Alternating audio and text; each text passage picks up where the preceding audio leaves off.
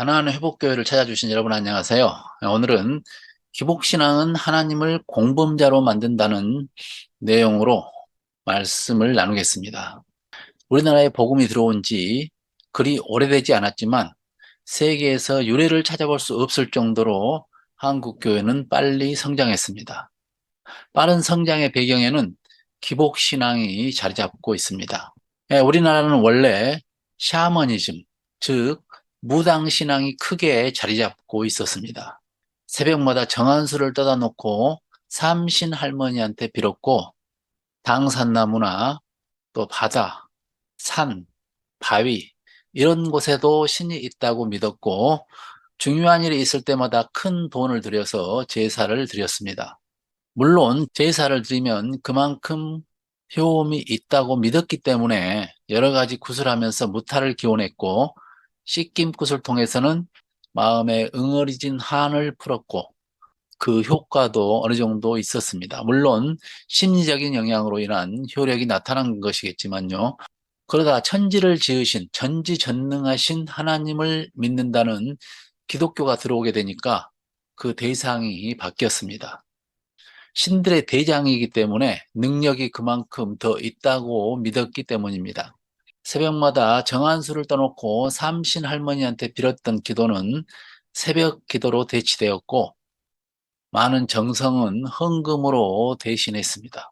샤머니즘의 샤먼은 인격적인 신이 아니기 때문에 삶과 상관없이 큰 돈을 들여서 구슬하고 제사를 하면 효험이 있다고 믿었기 때문에 고스란히 기독교에도 삶과 신앙이 분리되어서 부정한 방법으로 돈을 벌어도 큰 돈을 바치면 믿음이 좋은 사람이고 또 기도의 내용과 상관없이 새벽마다 열심히 기도하면 믿음이 좋은 사람으로 인정되었습니다.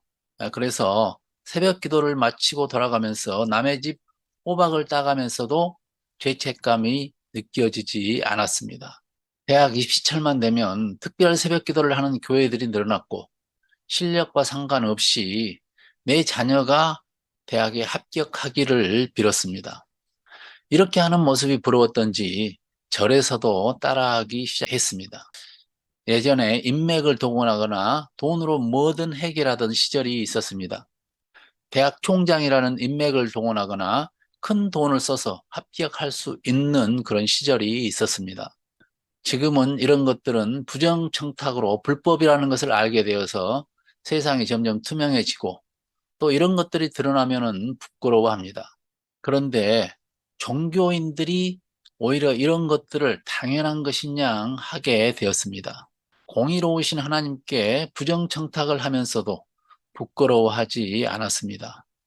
물론 우리 아들이, 우리 딸이 가진 실력을 잘 발휘할 수 있도록 도와주세요.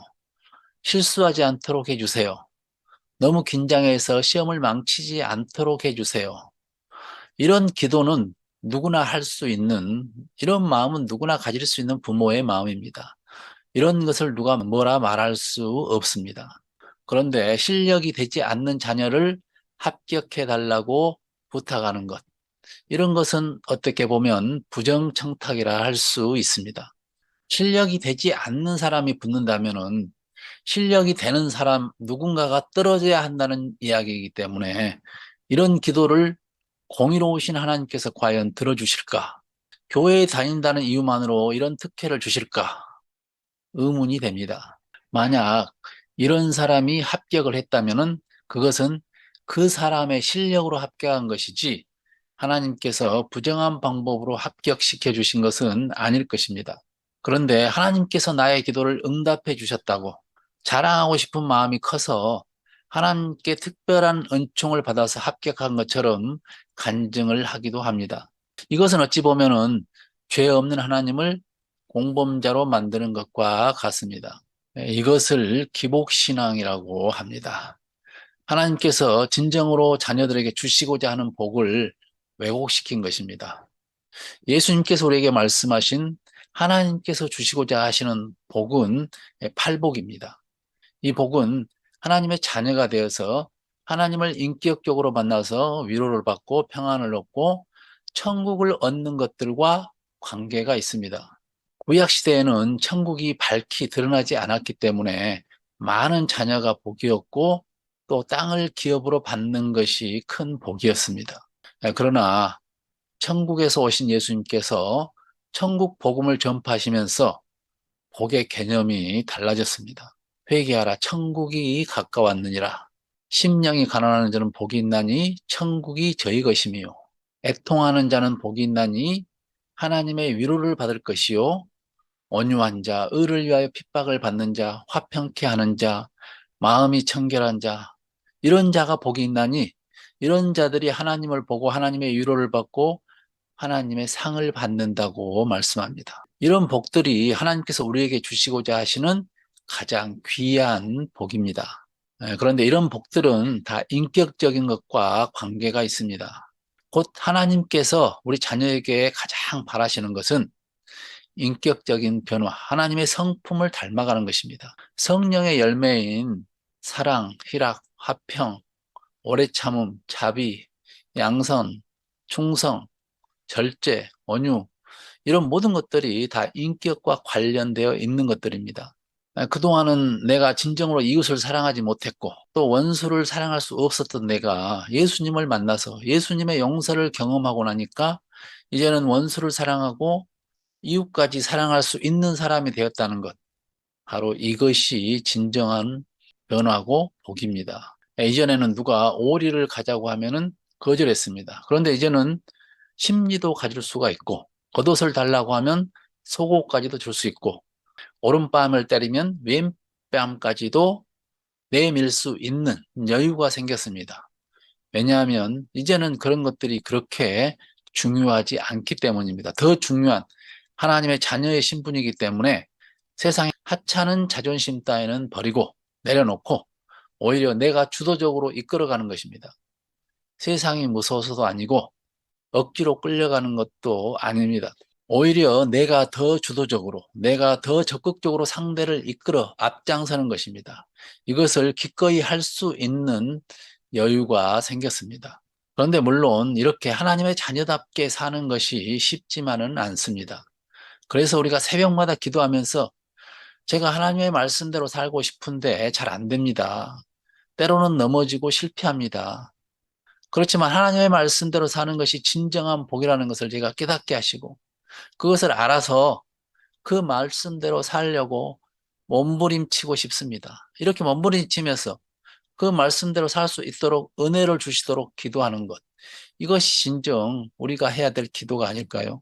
때로는 실패할 수 있습니다. 그러나 실패한 것을 회개하면서 그렇게 살 수 있는 힘을 달라고 기도하는 것이 진정한 기독교인의 모습이고 하나님이 원하시는 하나님의 자녀의 모습이 아닐까 생각합니다. 제가 예수 전도단에서 하나님의 음성을 듣는 훈련을 하면서 전도 여행을 다닌 적이 있습니다. 많은 사람들이 하나님의 음성을 듣는 기도를 하면서 자기가 하나님의 음성을 들었다고 그래서 그 자기가 들은 대로 움직이기를 원합니다. 그런데 10명이 기도를 하면은 10명이 들은 음성이 각자 다 다릅니다. 제가 조장으로서 누구의 음성을 따를지 조율이 쉽지가 않았습니다. 자기가 들은 음성대로 움직여야 자기가 그것을 신비한 경험을 할 수 있기 때문에 다 자기의 음성대로 모든 팀이 움직여 주기를 바랍니다. 그래서 다른 사람이 들은 음성대로 움직이면은 상처를 받고 이런 문제로 갈등이 생기고 팀이 하나 되지 못하고 그래서 함께 지내는 동안 너무 힘들었습니다. 이런 사람들이 시간이 흐르면서 자기가 음성을 들었다고 할지라도 그것을 내려놓고 다른 사람의 의견을 더 존중하는, 따르는 것이 진정한 하나님의 음성이고 하나님의 뜻이라는 것을 발견하기 시작했습니다. 그리고 이때부터 팀이 하나 되기 시작했고 은혜롭게 전도 여행을 잘 마칠 수가 있었습니다. 진정한 하나님의 음성이 무엇일까요? 자기의 욕심을 내려놓을 때 진정으로 하나님의 음성을 들을 수 있습니다. 대부분 보면은 자기를 나타내고 자기의 욕심을 채우려고 기도함으로써 자기의 욕심 또는 그 욕심을 이용한 마귀가 들려주는 음성을 하나님의 음성이라고 착각할 때가 많습니다. 제가 경험하기로는 가장 확실한 하나님의 음성은 자기를 내려놓고 자기 희생을 각오하면서 비록 자기에게 손해가 된다 할지라도 하나님께서 원하시면은 실천하려는 의지가 있고 그것이 손해가 아니라는 것을 깨달을 때라야 진정한 음성을 들을 수가 있습니다. 저도 한때는 하나님의 음성을 그냥 마음으로 듣고 느끼기보다는 단 한 번만이라도 좀 신비적인 방법으로 환청같이 직접 들리는 음성을 듣기를 원했습니다. 그래야 팀장으로서 권위가 설 것 같았습니다. 이때 하나님께서 주시는 마음은 그래, 너는 왜 내 음성을 들으려고 하니? 하고 묻는 것 같았습니다. 그래서 가만히 생각해 보니까 나를 드러내기 위한 욕심, 내가 이런 사람이라는 것을 사람들에게 보여주고자 하는 욕심이 있다는 것을 발견했습니다. 하나님의 음성을 듣고 비록 손해가 되어도 행하려는 마음이 별로 없었습니다. 예를 들어 하나님 말씀해 주십시오. 제가 행하도록 하겠습니다. 이렇게 기도했을 때 하나님께서 저기 가면은 실직을 당한 노숙자 3명이 있는데 내 마음이 너무 아프다. 그러니 너가 데려와서 깨끗이 씻기고 잘 먹이고 입히고 재워줄 수 있겠니? 이렇게 말씀하신다면은 과연 제가 그 말씀을 순종할 그런 자신이 없었습니다. 이런 음성이 들린다면은 차라리 못 들은 척 하는 것이 속 편할 것 같았습니다. 예수님께서 지극히 작은 자에게 한 것이 곧 내게 한 것이다 라고 말씀하셨는데 저는 제 주변에 있는 많은 예수님들을 대접할 기회를 놓치고 있는 것입니다. 그 말씀대로 따르려는 의지도 없으면서 하나님의 음성을 듣기만 원했던 제 모습이 많이 부끄러웠습니다. 제가 교회에서 설교를 하면서 이웃을 사랑합시다. 다른 사람을 비판하지 맙시다. 이런 설교를 성도들이 들으면서 참 목사님 은혜 받았습니다. 이런 소리를 많이 들었습니다. 그런데 1시간도 되지 않아서 전화를 하고 다른 성도들을 비판하는 것을 들으면서 야, 은혜를 받았다는 이야기는 무슨 얘기일까? 자기가 원하는 목소리만, 원하는 소리만 들었다는 이야기입니다. 자기가 듣고 변화되어야 하는 말씀은 귀를 닫아버리고 자기에게 듣기 좋은 이야기만 들었다는 이야기입니다. 사람은 쉽게 바뀌지 않는 것 같습니다. 오죽하면 예수님께서도 사람을 직접 바꾸시기보다는 모든 사람의 죄를 덮고 자기가 뒤집어 쓰고 십자가에 달려 돌아가셨겠습니까? 이런 인간의 모습을 이해는 합니다만 우리가 그리스도인이 되었다는 것은 최소한 예수님과 함께 죽고 이제 예수님이 내 안에서 예수님과 동행하는 삶. 그래서 예수님이라면 어떻게 하실까? 이런 생각을 가지고 살아야 되지 않을까요? 내가 죽어야 예수님이 내 속에 살 수 있는데 내 욕심을 이루기 위해서 예수님을 믿으면은 예수님은 내 욕심을 이루기 위한 수단에 불과합니다. 성경을 수십 번 읽었다고 자랑하고 40일 금식 기도를 몇 번이나 하면서도 마음을 비우지 못하고 40일 금식 기도를 3번씩 한 불의 사자라는 이름으로 활동하는 사람들을 보면서 금식 기도를 한 이유가 궁금합니다. 새벽 기도를 매일 하면서 새벽 기도에 나오지 못한 성도들의 믿음을 비판하는 사람들이 새벽 기도를 왜 할까? 그 이유가 궁금하기도 합니다. 어떤 목사님께 들은 이야기입니다만은 어느 집사님이 하루도 빠지 않고 새벽 기도에 열심히 참석했습니다. 항상 새벽 기도를 마치고 목사님이 나갈 때도 여전히 기도하는 모습으로 성전에 계셨습니다. 정말 열심히 기도하는 사람으로 목사님과 사람들에게 칭송이 자자했습니다. 그런데 하루는 목사님이 급한 일이 있어서 설교를 마치고 곧바로 성전을 나서서 집으로 가는데 갑자기 나오는 바람에 핸드폰을 두고 나와서 다시 핸드폰을 가지러 돌아갔는데 교회 입구에 들어서자마자 열심히 기도하시던 그 성도님이 나오시면서 깜짝 놀라고 당황했다고 합니다. 나중에 이 집사님을 만날 일이 있어서 그때 왜 그렇게 당황했는지 함께 이야기를 나눌 기회가 있었습니다. 남편이 깔끔병이 있어가지고 집안이 지저분하다고 항상 핀잔을 들으면서 책망을 받고 이렇게 살면서 자존감이 떨어질 대로 떨어져서 힘들었는데 교회에 다니면서부터는 많은 사람들이 자기를 인정해주고 열심히 다니니까 또 특히 새벽기도 때문에 많은 사람들에게 신앙이 좋다고 인정을 받기 시작하니까 새벽기도를 더 오래 하게 되었고 오래 하면 할수록 많은 사람들은 더 많이 인정해주고 특히 목사님보다 더 오래 기도하는 사람으로 알려졌습니다. 이렇게 인정받는 것이 너무 좋아서 기도할 내용도 없으면서 목사님이 나간 이후에야 항상 자리를 뜨는 사람이 되었습니다.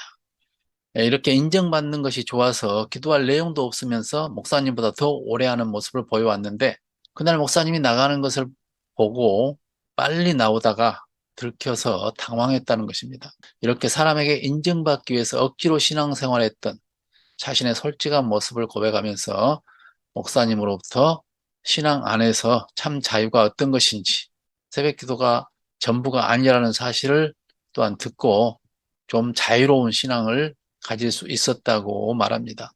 우리가 하나님을 인격적으로 만나지 못하고 신앙생활을 하면은 하나님의 진실한 마음이 느껴지지 않습니다. 그래서 형식적인 신앙인이 되기 쉽고 사람에게 보이기 위한 신앙을 하기 쉽고 또 기복주의 신앙으로 빠지기도 쉽습니다. 하나님께서 호세아 선지자나 아모스 선지자에게 나는 인애 곧 사람을 사랑하는 것을 원하지 번제를 원하지 않는다. 물론 예배나 제사 자체를 원하시지 않는 것이 아니라 소외된 자를 사랑하지 않으면서 제사를 드리겠다고 성전에 출입하는 것은 성전에 먼지만 일으킬 뿐이다라는 말씀을 하십니다. 그러면서 여호와를 바로 알아라. 내 마음을 좀 바로 알아라. 또 예수님께서 지극히 작은 자에게 한 것이 곧 내게 한 것이라고 말씀하신 이유가 있습니다.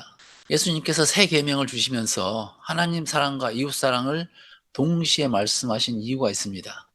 이렇게 하나님 사랑과 이웃 사랑을 일치시킬 때 세상 사람들이 너희가 내 제자인 것을 알리라. 이렇게 말씀하셨습니다. 세상 사람들이 볼 때는 교회 열심히 다니고 새벽기도 열심히 한다고 해서 우리를 예수님의 제자로 인정하는 것이 아니라 하나님 사랑과 이웃 사랑을 일치하는 모습을 보일 때에 예수님을 믿더니 달라진 모습을 보고 그때서야 예수님의 제자가 되었구나. 예수님의 제자답다. 이렇게 인정한다는 말씀입니다. 이제는 우리가 올바른 신앙인의 모습을 세상 사람들에게 좀 보여줘야 됩니다. 단순히 세상적인 복이나 받자고 예수님을 믿는다면은 신앙의 가치를 너무나 가볍게 생각하는 것입니다. 세상적인 것이 물론 필요하면은 예수님께서 하나님께서 주시겠지요. 또 필요 없으면 도움이 안 된다면 안 주실 수도 있습니다. 또 나중에 때가 되면 주실 수도 있고요.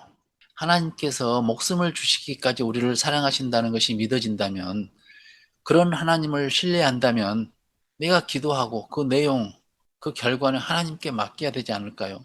먼저 하나님의 나라와 의를 구하고 나머지는 하나님께 맡기는 것이 진정 하나님을 신뢰하는 신앙일 것입니다.